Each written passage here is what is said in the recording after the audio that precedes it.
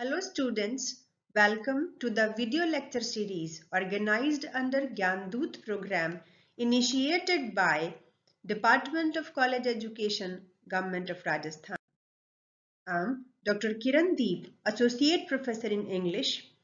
In the present lecture, I am going to talk about a remarkable lyric, The Second Coming, which is composed by W.B.Yeats, a versatile creative genius whose presence in the history of English literature is recorded as a philosopher, a poet, and a dramatist of 20th century. He is also called a bridge between Romanticism and modernism in English poetry. This lecture is divided into 5 parts. In the first part, we will have a brief biographical sketch of the poet, and in the second part of the section, we will try to get ourselves familiarized with W.B. Yeats' journey as a poet, with a special focus on the salient features of his poetry. And in the third part of the lecture, we will have basic information about the composition, publication, theme, and the background of the poem, The Second Coming.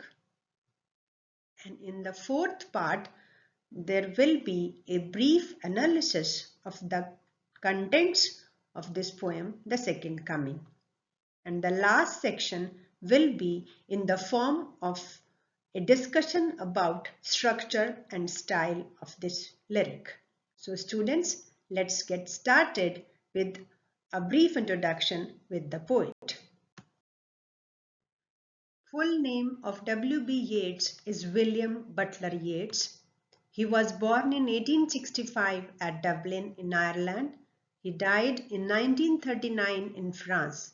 His father, John Butler Yeats, was a portrait painter, and his mother, Susan Mary Pollux Fane, was also a great lover of art and aesthetics.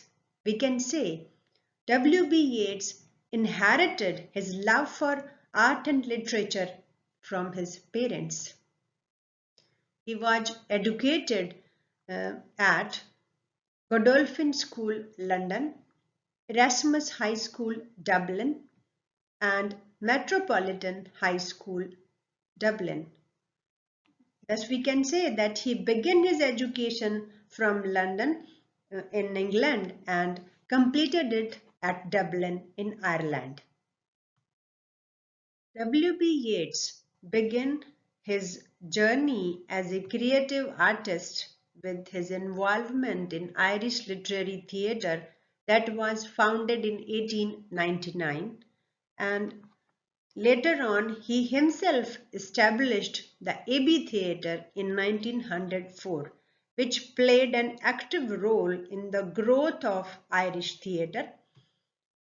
In 1917, he married Georgie Hidless. And here one more thing which is imperative for us to know, that W.B. Yeats was not only interested in the world of art and culture, he has a deep interest in the political life of his nation also, and he was elected to the Irish Senate in 1922. And for his love for art and aesthetics, art and academics, he received an honorary degree from Trinity College in 1922. So this creative genius started his journey as a creative artist from theatre, and later on he ended up this journey as a poet. And for his very remarkable works of poetry, he was awarded with Nobel Prize for Literature in 1923. This Nobel laureate is remembered in India as a close friend of Gurudev Rabindranath Tagore. W.B. Yeats wrote Introduction to the English translation of Tagore's famous work Gitanjali. Now, let's talk about the formative influences on his poetic career. W.B. Yeats' poetry is known for his love and attachment with the Irish ways of life, with Irish folklore, Irish myths, and history. And it was his mother who shared with him the Irish folk tales for the first time. And another important influence on his poetic career was that of his extensive readings. The writers, the poets to whom he read, they also played an important role in shaping his poetic talent. And they were Dante, Shakespeare, John Donne, William Blake, and P.B. Shelley.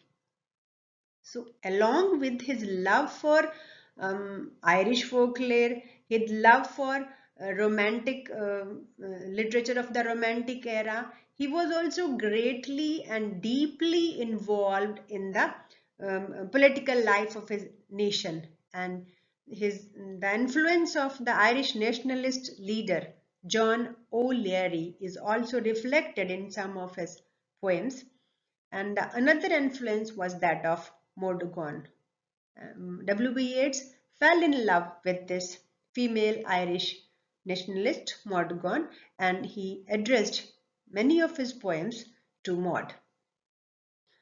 And last but not the least, the another important influence on his poetic career is that of Lady Gregory. He was a famous Irish dramatist and folklorist. W.B. Yeats' journey as a poet began with his uh, close association with Irish folklore, and this journey moved towards its maturity with the nationalist ideology of John O'Leary and Monaghan. And with this love for folklore and with this love for nationalism, his poetry is known for the features like nationalism, love for Irish folklore, legends, history, and myths. And as far as the stylistic beauty of his poetry is concerned, his poetry is known for his complex symbolism. It is all because of his love for philosophy, mysticism, and occultism.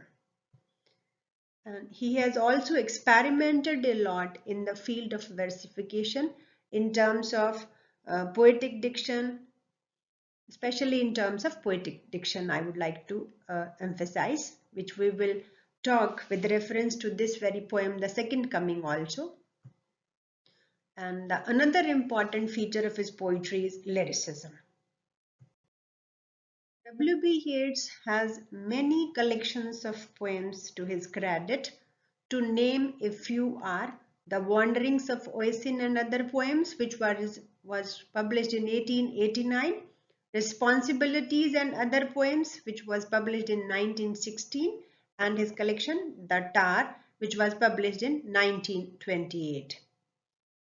And now, as we are going to talk about W.B. Yeats as a poet with a special focus on his remarkable poem, The Second Coming, it is imperative for us to know that one of his prose writings is also very important to know, because this prose work has greatly influenced his poetry, because in this very work he has discussed his philosophy of history, and this work is known as A Vision. And in this book, A Vision, W.B. Yeats has discussed his theory of rise and fall of civilization. And the present poem, which we will discuss further, is also an illustration of this very theory of rise and fall of civilization, which is given in his prose work, A Vision. Let's talk in detail about one of Yeats' remarkable poems, The Second Coming, which was written in 1919 under the title The Second Birth. And it was first published in American magazine The Dial in 1920 with the title The Second Coming. As far as the themes or the core concern of this poem is concerned, this poem talks about the unrest of post First World War period and talks about the need of the second coming and then reflects upon that second coming, which is not in the form of rest but which is also in the form of violence and meaninglessness, in the form of political, spiritual and cultural degeneration. So in this way we can say this poem deals with the theme of order versus chaos.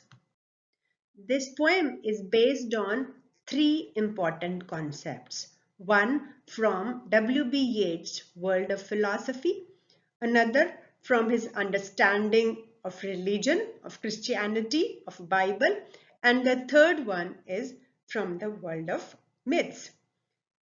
As far as his philosophical thought is concerned, it is based on his concept of history, which he has explained in his prose work, A Vision. Yeats talks about history as a cyclical process. And in this very concept, he has explained that civilization and barbarism, these are the two alternating phases of human life. And first, one phase, for example, civilization, begins its life from a central point and it moves in a spiral path. And as it spirals upward, its path is widened and then it loses its connection with its center, means it loses its strength and then suddenly it collapses and then the alternating phase gets strength and it begins its journey, its movement in a spiral motion from that very center. So here in this poem, the poet is talking about that same widening of the spiral path and the collapse of one phase of history. And he prophesies the beginning of the another. And here his understanding of religion comes into the scene. Means Bible also talks about the apocalypse and the second coming of Jesus, means when after the end of the world Jesus will make his appearance and set order in the world. But here in this poem, the one phase is going to end, another phase is going to begin, and in this second phase, the second coming is not of the Jesus. The second coming is with the appearance of a monster-like figure from the world of myths. That is the figure of a sphinx with the body of a man and with the body of a lion and the head of a man. So here, this is how that W.B. Yeats has very powerfully made a comment on the situation of the world, situation of the society where he was living, the world which was passing through the chaos and disorder of the post First World War period. Now let's see how these three concepts are incorporated in the poem. The poem goes like this. Turning and turning in the widening gyre, the falcon cannot hear the falconer. Things fall apart, the center cannot hold. Mere anarchy is loosed upon the world. Students, in the second line, the poet is talking about a falcon. Falcon is the name of a bird and its trainer, the falconer. The falconer who trains the bird. So now that falcon, after its training, has started its upward flight and it is flying higher and higher in a spiral motion. And when it is moving higher and higher, that spiral path is getting widened. Gyre means spiral path.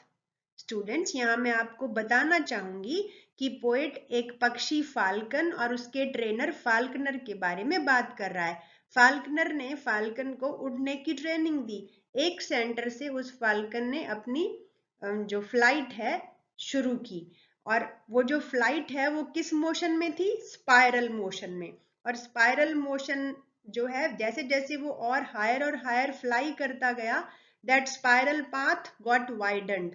वो जो spiral path था, सर्पिलाकार वो जो घूम रहा था, वो चौड़ा हो गया। अब क्या हुआ? Now falcon is not near the falconer. जो पक्षी है, जो बर्ड है, he is not able to listen his trainer. अब उसको अपने ट्रेनर की आवाज सुनाई नहीं दे रही। Means that falcon is not in the control of his trainer. So here is the point which we have discussed earlier, that ki jo W.B. Yeats is talking about the spiral path of time, spiral path of one phase of history, that how that phase of history got widened and it collapses, and then the one who is at the margin is not able to listen, who is at the center, who is the controlling authority. So here in these two lines, through the image of the falcon, falcon is the humanity, the world of man, and falconer is, we can say, it is the god, it is divinity, it is the principle of purity, or it is the very pure inner self of the man, or the soul of the man. Means now the man has lost its control with divinity. The man has lost control with it, the voice of the soul. So now what happened? The things fall apart. Everything has got disintegrated.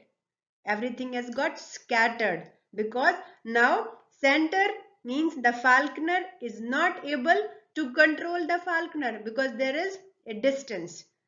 It is the gyre or the spiral path has got widened now. So then now what happens? After that widening, now that gyre, that system has collapsed. So now as a result, what happened? Mere anarchy, complete disorder, complete chaos, सब जगह फैल गया. Students, anarchy means अराजकता. सो इस तरह से in first 4 lines में poet ने अपना वो जो कॉन्सेप्ट है हिस्ट्री का, साइक्लिक प्रोसेस है और एक फेज स्पाइरल मूवमेंट में चलती है, उसको फाल्कन और फाल्कनर को हम गॉड कह सकते हैं, इंसान की आत्मा की आवाज कह सकते हैं, और फाल्कन जो है वो ह्यूमन बीइंग खुद है, मैन, जिसने अपनी जो एक गवर्निंग अथॉरिटी है उसके साथ अपना कनेक्शन खो दिया है और सब तरफ अब डिसऑर्डर हो गया है. तो this disorder, this chaos, this disintegration is just because of loss of faith, loss of trust in divinity. As a result, what happened? That is explained in the next lines. The blood-dimmed tide is loosed, and everywhere the ceremony of innocence is drawn. The best lack all conviction, while the worst are full of passionate intensity. So what is happening? As a result of that anarchy, the rule of anarchy, the chaos, everywhere there is bloodshed. Means the violence and fanaticism has taken place of faith, has taken place of purity, nobility, goodness. And in this tide, in this rise of bloodshed, in this rise of violence, what happens? That the ceremony of innocence, means the traditional values which nurtured the innocence, the purity, the nobility, they have got drowned. This is how, through the image of a tide of violence and through the drowning of the innocence, W.B. Yeats is talking about the world of chaos and destruction in which he was living at that time. And what is happening in this world? The best lack all conviction. The good people, they have lost their faith. And the worst, the evil people, they are full of fanatic energy, fanatic intensity, means they want to move the world according to their own will, means one phase of life is at the end of and and now the another phase is going to begin. And in this second phase, what is happening? The evil people are in power. So here, through that tide of violence, W.B.Yeats is referring to the biblical belief of apocalypse, which I have just discussed with you. कि Bible भी apocalypse, the end of the world की बात करता है, and the same here the poet is discussing कि blood dimmed tide होगा, there will be a tide of violence, and उस tide of violence में क्या होगा? Purity, nobility and innocence will be lost. After observing this very world of chaos and disorder, which is there before him, the poet gives expression to his vision, or his idea of the revelation, and he feels that now some declaration by some divine or supernatural agency is at hand. He is so sure that now one phase of life is going to end, and that was of all meaninglessness. So surely some declaration, some revelation, some truth will be revealed by some divine or supernatural agency to humanity. And he has a firm belief that now second coming is at hand. Here he is referring to the belief of the second coming of Jesus as it is given in Bible. And the poet is saying that he has hardly given expression to this very phrase, the second coming, that suddenly an image appeared. But that image was not that of Christ. That was not a pleasing image. This huge image which appeared from the Spirit's Mandi, it troubled the poet's sight. Now here I would like to make it clear that what this Spirit's Mandi is. It's a Latin phrase which denotes the collective consciousness of the humanity, the collective consciousness. So from that collective consciousness of the world, what appears? A very unpleasant image appears, and that image appears in somewhere in the sands of the desert. And this image is that of a shape with the loin body and the head of a man, a gaze blank and pitiless as the sun, is moving its slow thighs, while all about it reel shadows of the indignant desert birds.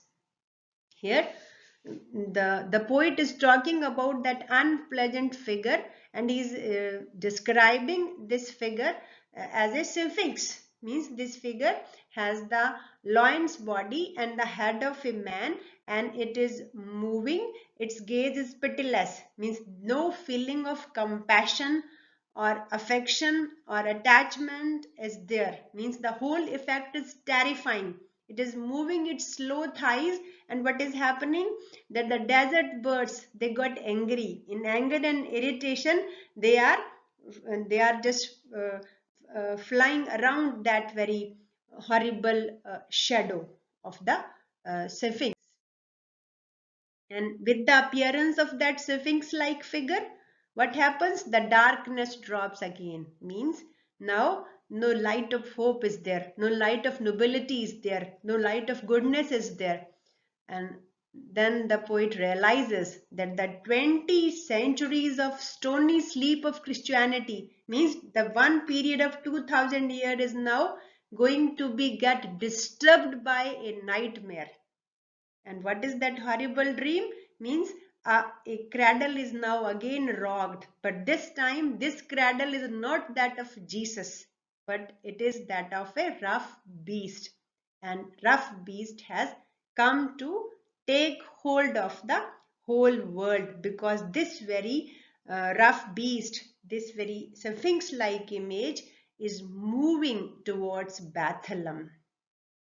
So here the poet is to say that a historical cycle of 2000 years is going to end, and with the end of this one cycle, another a cruel and terrifying authority is going to gain control of the world. So the impression collected from the whole spectacle is that 20 centuries of nobility, 20 centuries of civilization are now about to give way to barbarism, means to an antithetical civilization, and in which the controlling authority will be a cruel and terrifying sphinx-like figure. So this is how that as a in this very closing, these very closing lines of the poem, the poet has given an indication to an antithetical civilization by referring to Bethlehem as the birthplace of that very rough beast, from where that rough beast is going to begin his journey, as earlier Jesus Christ began his journey. Means now this time no Jesus, no divine figure, no savior is going to come to save us. So this is how in this poem W.B. Yeats has given expression to his philosophy of history and portrayed the chaos and disorder of the post-war world. As far as the structure or the stylistic beauty of this poem is a well-structured lyric, because it is focused on one single thought, and it is written in 22 lines that are divided into 2 stanzas. But if we look at the metrical pattern or the versification, we find that there is it is not structured according to any formal traditional rhythmic pattern. It is written in, we can say it is written in loose blank verse. Somewhere it is there in iambic pentameter, but in some lines it is not so. So we can say as far as the theme of the poem is concerned, it is about the disorder and chaos, and symbolically the structure of the poem is also somewhat disorder if we try to define it according to the traditional rhythmic pattern. The another important thing which is to be discussed when we talk about the style of the poem is that the tone of the poet. So while going through the text of the poem, we have seen that in this very poem the tone of the poet or tone of the persona of the poem is that of a visionary, that of a prophetic, but at the same time it is something eerie, something terrifying, when in the toward the end of the poem, he talks about the appearance of a rough beast, a cruel, terrifying governing authority for the coming world. This very picture of the world in this poem is depicted through very vivid imagery and the symbols. Before talking about the imagery of this poem, I would like to make it clear to you people that imagery means the world pictures. Imagery means the vivid and vibrant form of description that appeals to the reader's senses. So now we'll talk about the 4 references from this very poem where we find that this imagery is so vivid. The first one is the image of the widening gyre, which is given in the very first line of the poem. The second image is that of the falcon and falconer, that how when a falcon's flight is in a spiral motion and he loses his control with the falcon. And the third is the image of the tide of bloodshed, blood-dimmed tide, and the drowning of the ceremony of innocence. And the fourth is the image is given toward the end of the poem is that of the appearance of the rough beast, that how it is slouching. Its slouching movement in itself speaks about the negativity which that rough beast symbolizes. And in this poem, no doubt, the symbols are also incorporated, and W.B. Yeats is known for his complex symbolism. The very first symbol is that of gyre, which we have earlier explained. Then falcon and the falconer are there. Falcon is the symbol of humanity, the world of man, and falconer is the god, divinity, or the spiritual self of the man, we can say. Then blood dimmed tide is the symbol of violence. Then indignant desert birds are the people who are in a confusion, who are in a worry and terror because something wrong is going to happen with them. And then Sphinx is the symbol of the terrifying terror and cruelty, terrifying authority we can say, or terror and cruelty or violence which is going to take hold of the world. The use of the words in this poem is also perfectly in tune with the thought or the idea of the poet, that he just wants to emphasize his concern over the disorder and chaos which is the outcome of First World War. And this is all given expression, or this very feeling is emphasized through the use of alliteration in some or the other form in almost every line of the poem. And here I would like to point out three devices or techniques which the poet has used for rhetorical effect in this poem. The first one is polypotone. Polypotone. Polypotone means repetition of the words derived from the same root. For example, in the second line of the poem, you have seen that the poet has used two words, the falcon and the falconer. Here the root word is the falcon, and the use of these two words somewhere enhances the poetic appeal of that very line. Then the second sort of repetition is the intentional repetition of the same words, as it is done in the opening line of the poem, and it is called diacope. That how effectively the poet begins his point of view by repeating the word turning and turning. This is what catches the attention of the reader. Then then epistrophe is there, that also adds to the poetic appeal of the poem. Now what it is the repetition of a word or words at the end of successive phrases and clauses, as it is in the 9th and 10th line of the poem. As we have just discussed the 9th line, it is surely some revelation is at hand, and the 10th line is surely the second coming is at hand. So is at hand, is at hand. So this repetition enhances the rhetorical effect of the poem. Then the another important thing which is the poet has employed is intertextuality. Students, intertextuality is also called allusion. Means the poet has referred to Bible. Means when a poet is referring to some other text in his text, that is called allusion. So in this poem, through the second coming to revelation, the poet has used biblical allusion. And last but not the least, the use of myth also adds to the poetic appeal of the poem, that the how vividly has given the expression to the appearance of that sphinx-like image towards the end of the poem.